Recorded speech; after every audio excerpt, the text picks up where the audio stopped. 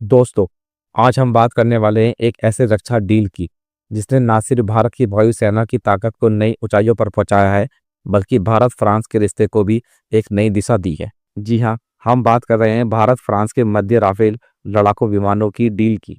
एक ऐसा विषय जो रक्षा विशेषज्ञों से लेकर आम नागरिक तक के लिए चर्चा का सबसे बड़ा मुद्दा बना हुआ है। राफेल दुश्मनों के आकाश में अब एक नाम नहीं रहा, बल्कि एक ताकतवर प्रतीक बन चुका है। अभी तक इंडियन फोर्स के बेड़े में 36 राफेल विमान पहले ही शामिल हो चुके हैं, जिनकी वजह से भारत की हवाई शक्ति में जबरदस्त मजबूती आई है। अब समय है एक नए अध्याय का, एक ऐसे सौदे का जो न केवल संख्या बढ़ाएगा, बल्कि मेक इन इंडिया की सोच को नई उड़ान देगा। तो चलिए अब सीधे मुद्दे पर आते हैं। भारत और फ्रांस के बीच 114 राफेल जेट की डील पर चर्चा। भारत रक्षा मंत्रालय और फ्रांसीसी अधिकारियों के बीच एक बड़ी रक्षा खरीद पर प्रस्ताव पर बातचीत चल रही है, जिसके तहत 114 राफेल लड़ाकू विमान खरीदने की दिशा में बातचीत तेज हुई है। शुरुआती मात्रा में लगभग 30 से 40 विमान सीधे फ्रांस से आएंगे। बाकी लगभग 80% विमान भारत में ही बनाए जाएंगे, मेक इन इंडिया के तहत। कुल लागत लगभग 3 लाख करोड़ रुपए, लगभग 39 बिलियन डॉलर के लगभग मानी जा रही है, जो भारतीय इतिहास की सबसे बड़ी रक्षा खरीदों में से एक है। यह डील संभावित रूप से उन देशों में से एक है जहां तकनीक और कम से कम घरेलू शेयरिंग का स्थानीय निर्माण के साथ जोड़ा जा रहा है, ताकि भारत की रक्षा क्षमताओं को और मजबूती मिल सके। अब सबसे बड़ा सवाल, अगर भारत में 80% राफेल विमान बने तो इसका क्या मतलब है? साधारण शब्दों में कहा जाए तो यह सौदा सिर्फ विमान खरीदने तक का नहीं है दोस्तों, बल्कि भारत में विमान निर्माण की क्षमता को बढ़ाने का एक बड़ा कदम भी है। अब बात करते हैं, ये बात है डॉसोट एविएशन, जो फ्रांस की प्रमुख विमान निर्माता कंपनी है। भारत में साझेदारों के साथ मिलकर इन विमानों के कुछ हिस्सों को यही निर्मित कर सकती है। अगर ऐसा हुआ तो इसमें भारत के डिफेंस निर्माण के क्षेत्र में एक बहुत बड़ा मौका मिलेगा, जिसमें रोजगार के अवसर बढ़ेंगे, एरोस्पेस सप्लाई चेन मजबूत होगी और भविष्य में आत्मनिर्भरता रक्षा उत्पादों में तेजी आएगी। लेकिन हर डील की तरह इस पर भी सवाल उठ रहे हैं दोस्तों।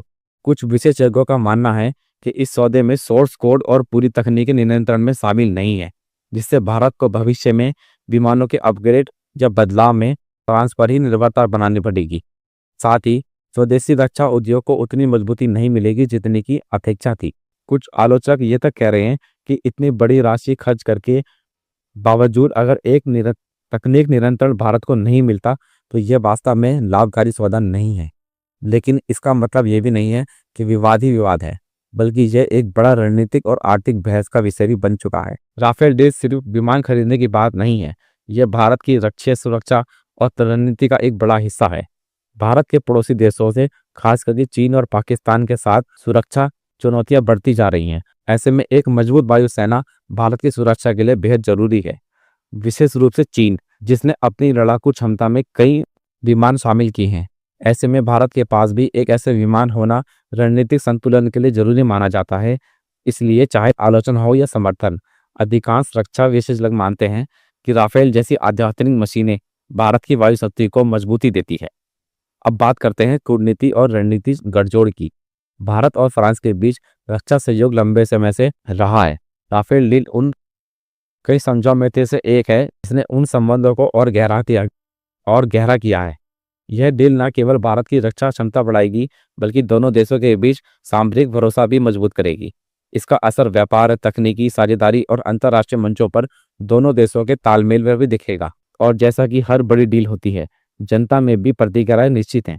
कुछ लोग इसे भारत के लिए एक बहुत बड़ा सुरक्षा कदम मानते हैं, तो कुछ इसे आध्यात्मिक महंगी डील बताते हैं, और कुछ कहते हैं कि इससे देश की आत्मनिर्भरता को कमजोरी हो सकती है। अब बहस असल में इसलिए अहम है क्योंकि यह सिर्फ रक्षा उपकरण की बात नहीं, रक्षा नीतियों, तकनीकी स्वतंत्रता और भविष्य की तैयारियों को भी मात करती है। तो दोस्तों, आज हमने देखा, यह सौदा भारत के एयरफोर्स को शक्तिशाली बनाएगा, मेक इन इंडिया को बढ़ावा देगा और रणनीतिक साझेदारी में मजबूत करेगा, और साथ ही विवाद और बहस का हिस्सा भी बन चुका है। हम उम्मीद करते हैं अगले महीने में यह डील अंतिम रूप ले ले, शायद फ्रांस के राष्ट्रपति के भारत दौरे के समय, और फिर हम वास्तविक निर्णय और योजना के बारे में अधिक जानकारी प्राप्त कर सकें। अगर ये वीडियो आपको पसंद आया हो तो वीडियो को लाइक करें, शेयर करें और चैनल को सब्सक्राइब करें। जय हिंद।